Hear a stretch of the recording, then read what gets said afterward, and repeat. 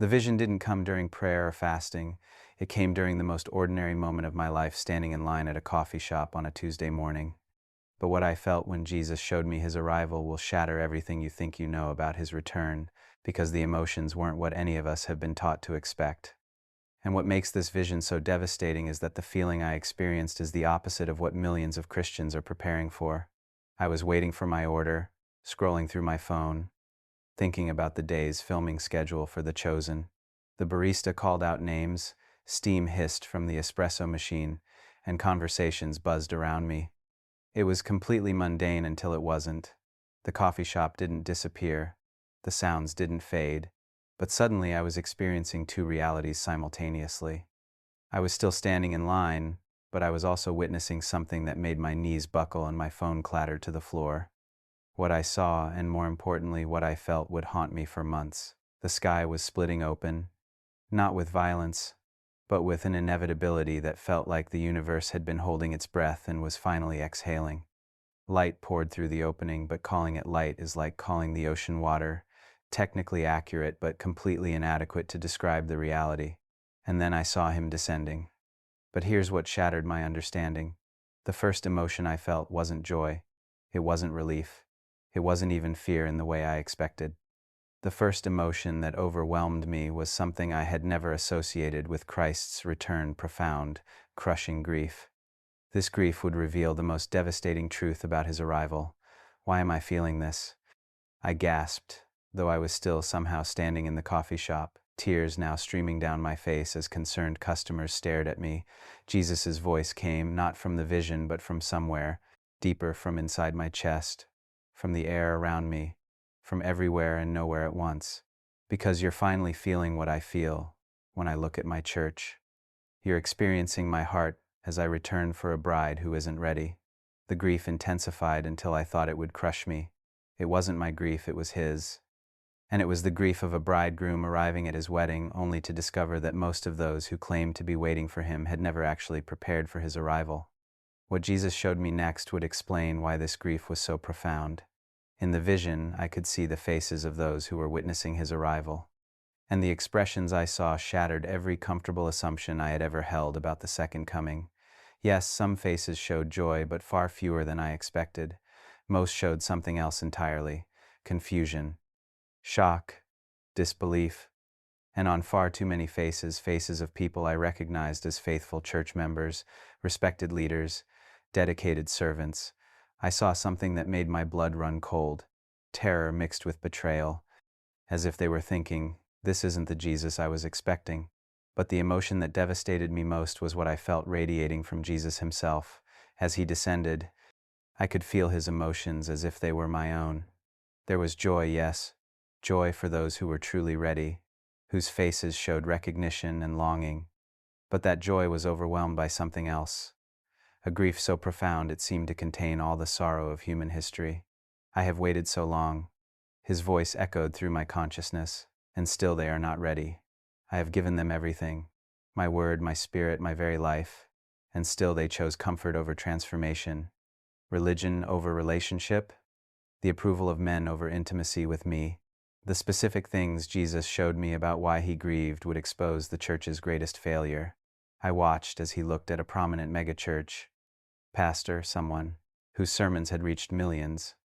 The pastor's face showed shock, then growing horror as he realized that the Jesus descending in glory bore no resemblance to the motivational speaker he had preached about for decades. I felt Jesus' grief.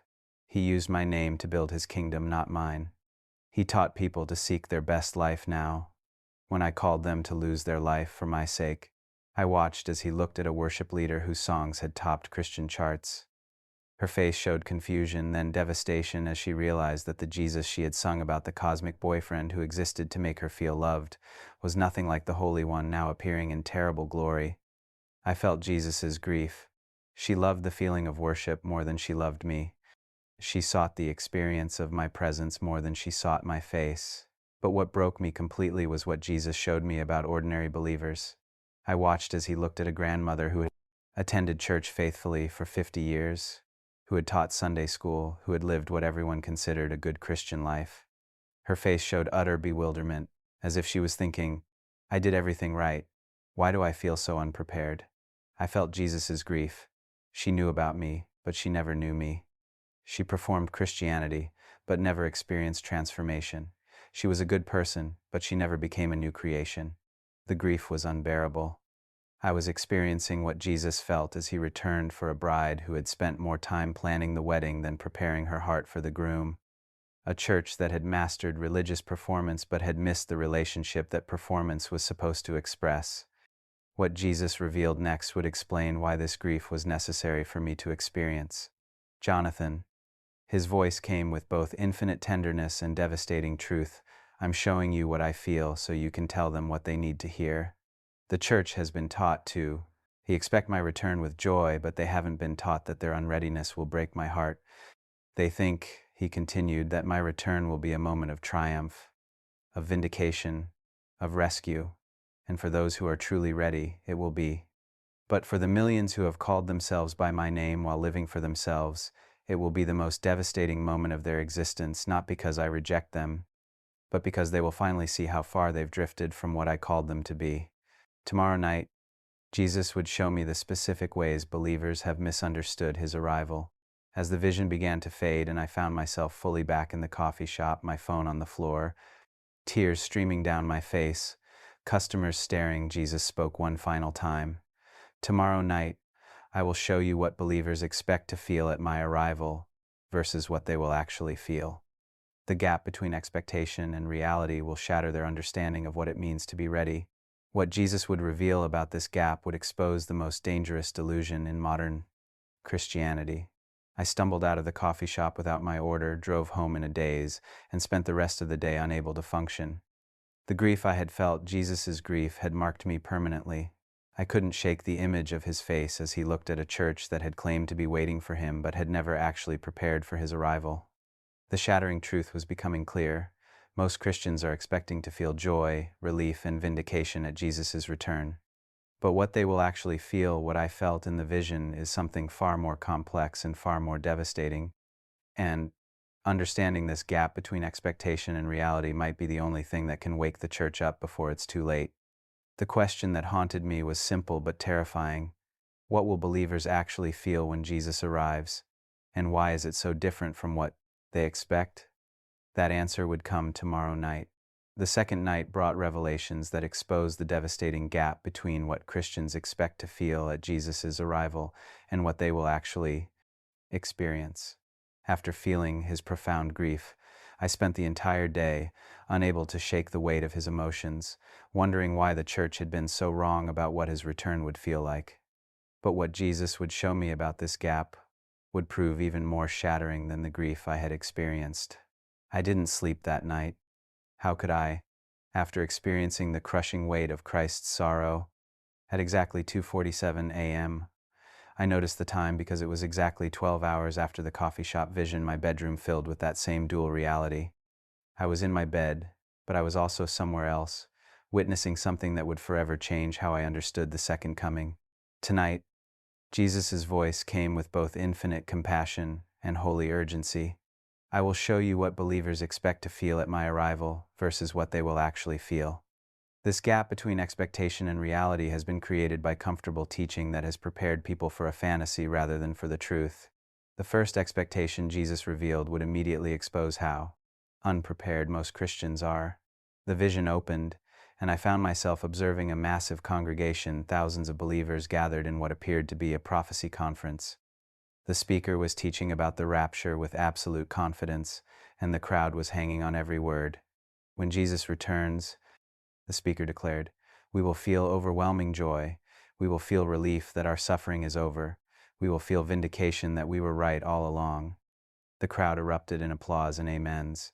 They were being taught to expect feelings of triumph, of rescue, of being proven right, and I could see in their faces that they believed it completely.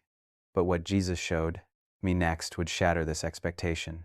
Now watch, Jesus said, what these same believers will actually feel when I arrive. The scene shifted, and I was witnessing the actual moment of his return. The same believers who had applauded the comfortable teaching were now experiencing his arrival, and their faces told a completely different story. Instead of overwhelming joy, I saw overwhelming shock. Instead of relief, I saw confusion. Instead of vindication, I saw something that made my heart break, the dawning realization that they were not as ready as they thought they were. The specific emotions Jesus showed me would expose why this gap was so dangerous.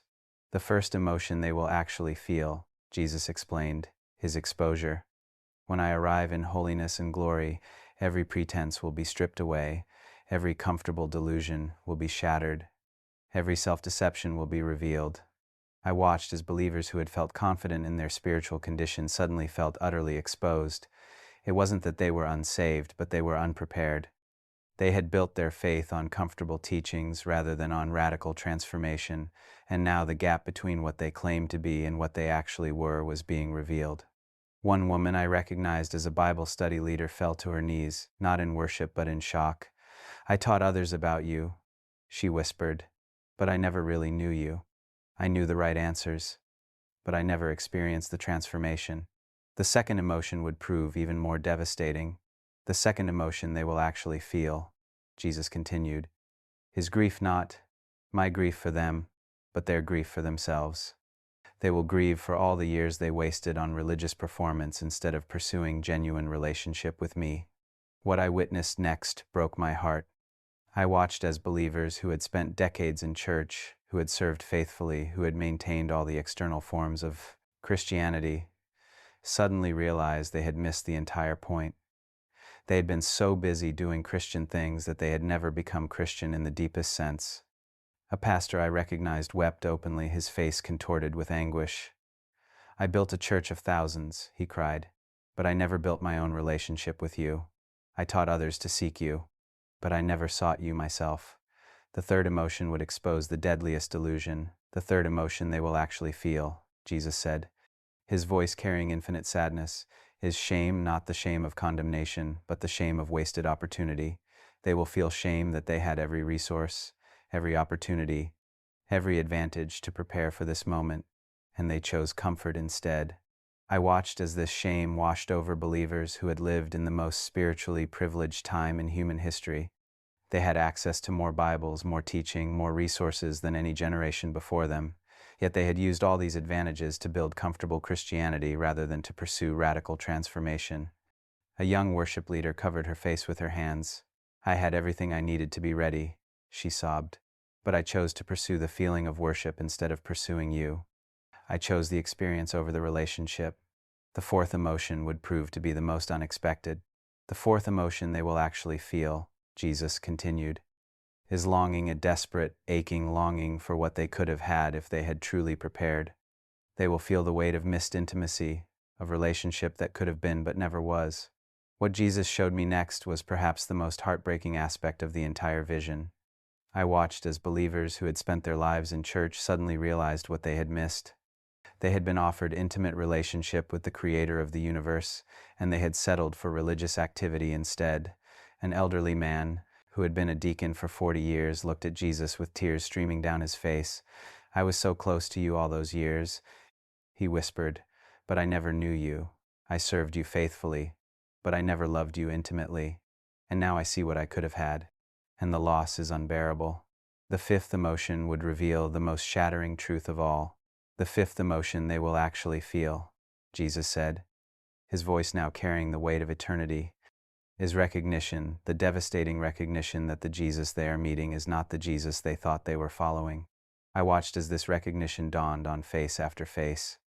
Believers who had followed prosperity Jesus suddenly met the Jesus who promised suffering. Believers who had followed therapist Jesus suddenly met the Jesus who demanded transformation. Believers who had followed political Jesus suddenly met the Jesus whose kingdom transcended all earthly politics.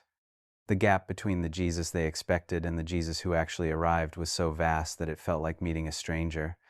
They had spent their lives claiming to follow Jesus, but they had been following a comfortable fiction of their own creation. As Jesus revealed these five emotions, the most important truth began to emerge. The shattering gap, Jesus explained, exists because the church has taught people to expect a Jesus who validates their choices rather than a Jesus who transforms their nature. They expect to feel vindicated, but they will feel exposed. They expect to feel relief, but they will feel grief. They expect to feel triumph, but they will feel shame. They expect to feel satisfaction, but they will feel longing. They expect to meet a familiar friend, but they will meet a holy stranger. This gap, he continued, is not my fault. It's the result of comfortable teaching that has prepared people for a fantasy rather than for reality. They have been taught what they want to hear rather than what they need to hear. Tomorrow night, Jesus would reveal how believers could close this gap. As the vision began to fade, Jesus spoke one final time. Tomorrow night, I will show you how believers can close the gap between expectation and reality. I will reveal what they must feel now in order to be ready for what they will feel then. What Jesus would reveal about closing this gap would provide the only path to being truly ready. And then I was back in my bedroom, but the weight of what I had witnessed pressed down on me like a physical burden. The shattering truth was undeniable. Most Christians are expecting to feel joy, relief, and vindication at Jesus' arrival. But what they will actually feel is exposure, grief, shame, longing, and the devastating recognition that they've been following a comfortable fiction. The gap between expectation and reality exists because the church has stopped teaching uncomfortable truth. We've created a Jesus who makes people feel good rather than a Jesus who makes people holy. And when the real Jesus arrives, millions will discover that the gap between what they expected and what they experience is the gap between fantasy and reality. The question that haunted me was devastating. How could believers close this gap before it was too late? That answer would come tomorrow night. The third night brought the revelation that could save millions from the devastating shock of meeting a Jesus they don't recognize.